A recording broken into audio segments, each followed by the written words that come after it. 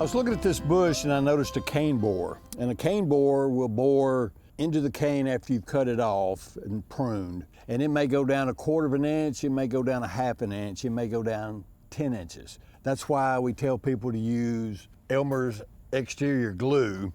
That hardens it off and they can't bore through it.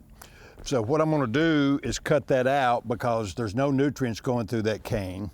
You go as close to this as you can and you cut it off. Well, when you look and see, there's a little white there, which is a little bit of life and energy, but most of this is gone. There's a little bit of a hole left. So that cane borer pretty much got all of this. And this is just a dead cane that's not doing well. That looks severe, but when you cut this off, there's a good chance that you're gonna get a basal break, which is a new healthy cane like this. And that's what you want, is new, vibrant, healthy canes that you're gonna get some life out of.